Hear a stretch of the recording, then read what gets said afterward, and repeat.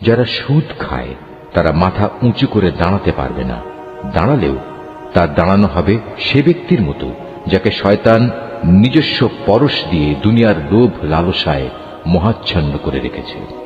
এটা এই কারণে যেহেতু এরা বলে ব্যবসা বাণিজ্য তো সুদের মতোই একটা কারবারের নাম, অথচ আল্লাহ তাআলা ব্যবসা হালাল করেছেন এবং সুদকে হারাম করেছেন। তাই তোমাদের যার যার কাছে তার মালিকের পক্ষ থেকে সুদ সংক্রান্ত এই উপদেশ পৌঁছেছে সে অতঃপর সুদের কারবার থেকে বিরত থাকবে। আগে এ আদেশ আসা পর্যন্ত যে সুদ সে খেয়েছে তা তো তার জন্য অতিবাহিত হয়েই গেছে, তার ব্যাপার একান্তই আল্লাহ তাআলার সিদ্ধান্তের উপর। কিন্তু এরপর যে ব্যক্তি আবার সুদী কারবারে ফিরে আসবে তারা অবশ্যই জাহান্নামের অধিবাসী হবে, সেখানে তারা চিরদিন থাকবে। আল্লাহ তাআলা সুদ নিশ্চিহ্ন করেন, অপরদিকে দান সৎকার পবিত্র কাজকে তিনি উত্তরোত্তর বৃদ্ধি করেন।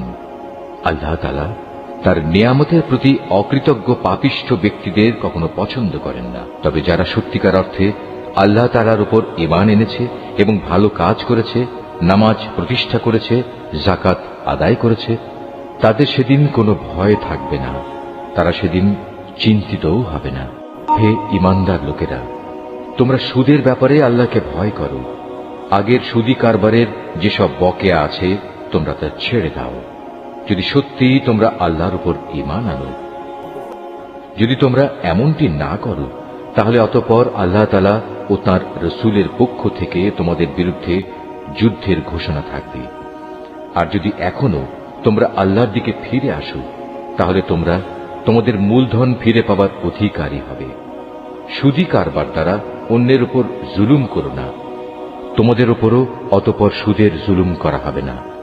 হে মানুষ, তোমরা যারা ইসলামকে একটি পূর্ণাঙ্গ বিধান হিসেবে বিশ্বাস করেছ, চক্রবৃদ্ধি হারে সুদ খেও না এবং তোমরা আল্লাহ তাআলাকে ভয় করো। আশা করা যায় তোমরা কল্যাণ লাভ করতে পারবে। যা কিছু ধন সম্পদ তোমরা সুদের উপর দাও তা তো এজন্যই দাও যেন তা অন্য মানুষদের মালের সাথে সামিল হয়ে বৃদ্ধি পায়। আল্লাহ তাআলার দৃষ্টিতে তা কিন্তু মোটেই বাড়ে না। অপরদিকে যে যাকাত তোমরা দান করো তা যেহেতু একান্তভাবে আল্লাহ তাআলাকে সন্তুষ্ট করার উদ্দেশ্যে দান করো, তাই বরং বৃদ্ধি পায়। জেনে রেখো, এরাই হচ্ছে সেসব লোক যারা যাকাতের মাধ্যমে আল্লাহর দরবারে নিজেদের সম্পদ বহুগুণে বাড়িয়ে নেয়। আল্লাহ তাআলা সেই পরাক্রমশালী সত্তা যিনি তোমাদের সৃষ্টি করেছেন, অতঃপর তিনি তোমাদের রিজিক দান করেছেন। তিনিই আবার তোমাদের মৃত্যু দেবেন, অতঃপর কিয়ামতের দিন তিনি তোমাদের আবার জীবন দেবেন। তোমরা যাদের আল্লাহর সাথে শরীক করে নিয়েছ তাদের কেউ কি এমন আছে যে এর কোনো একটি কাজও করতে পারবে? মূলত তারা আল্লাহর সাথে যাদের শরীক বানায় আল্লাহ তাআলা তা থেকে অনেক পবিত্র, অনেক মহান। মানুষের কৃতকর্মের দরুন জলে স্থলে সর্বত্র আজ বিপর্যয় ছড়িয়ে পড়েছে। মূলত আল্লাহ তাআলা তাদের কতিপয় কাজকর্মের জন্য তাদের শাস্তির স্বাদ আস্বাদন করাতে চান, যাতে করে তারা সেসব কাজ থেকে ফিরে আসে। হে নবী, তুমি বলো, তোমরা আল্লাহর জমিনে ভ্রমণ করো এবং যারা আগে এখানে মজুদ ছিল আল্লাহ তাআলাকে অস্বীকার করায় তাদের কি পরিণতি হয়েছিল তা অবলোকন করো। মূলত তাদের অধিকাংশ লোকই ছিল মুশরিক। অতএব হে নবী, তুমি তোমার নিজেকে সত্য দ্বীনের উপর প্রতিষ্ঠিত করে রাখো আল্লাহ তাআলার পক্ষ থেকে ভয়াবহ দিনটি আসার আগে পর্যন্ত, যা কেউই ফিরিয়ে রাখতে পারবে না। আর সেদিন যখন আসবে তখন মোমেন ও কাফের সবাই আলাদা হয়ে যাবে। যে ব্যক্তি আল্লাহ তাআলাকে অস্বীকার করল তার এক কুফরি আযাব হিসেবে তার উপরই এসে পড়বে। অপরদিকে যে ব্যক্তি নেক আমল করল তারাই যেন এর মাধ্যমে নিজেদের জন্য সুখ সজ্জা রচনা করল। মূলত যারাই আল্লাহ তাআলার উপর ঈমান আনবে এবং সে অনুযায়ী নেক আমল করবে, আল্লাহ তাআলা তাঁর অনুগ্রহ দ্বারা তাদের যথোপযুক্ত বিনিময় দান করবেন। আল্লাহ তাআলা কাফেরদের কখনো পছন্দ করেন না। তার মহান কুদরতের নিদর্শন সমূহের মাঝে এও একটি যে তিনি তোমাদের কাছে বৃষ্টির সুসংবাদবাহী বাতাস প্রেরণ করেন, যাতে করে তিনি তোমাদের তার অনুগ্রহের স্বাদ আস্বাদন করাতে পারেন। উপরন্তু তার আদেশে সমুদ্রে জলযানগুলো যেন চলতে পারে এবং তোমরাও এর মাধ্যমে তার কাছ থেকে রিজিক তালাশ করতে পারো, এবং আশা করা যায় তোমরা এ সব কিছুর জন্য তাঁর কৃতজ্ঞতা জ্ঞাপন করবে। হে রাসূল, আমি তোমার আগে আরো রসুল তাদের জাতির কাছে পাঠিয়েছিলাম, তারা নবুতের সুস্পষ্ট নিদর্শন সমূহ নিয়েও এসেছিল, কিন্তু তারা তা অস্বীকার করেছে। অতঃপর যারা অপরাধ করেছে আমি তাদের কাছ থেকে মর্মান্তিক প্রতিশোধ গ্রহণ করেছি, কেননা তাদের মোকাবেলায় ঈমানদারদের সাহায্য করা ছিল আমার উপর কর্তব্য। আল্লাহ তাআলা সেই মহান সত্তা যিনি তোমাদের জন্য বায়ু প্রেরণ করেন, অতঃপর তা এক সময় মেঘমালা সঞ্চালিত করে, তারপর তিনি যেভাবে চান তাকে আসমানে ছড়িয়ে দেন, তাকে টুকরো টুকরো করেন। এক পর্যায়ে তুমি দেখতে পাও তার ভিতর থেকে বৃষ্টিকণা বেরিয়ে আসছে।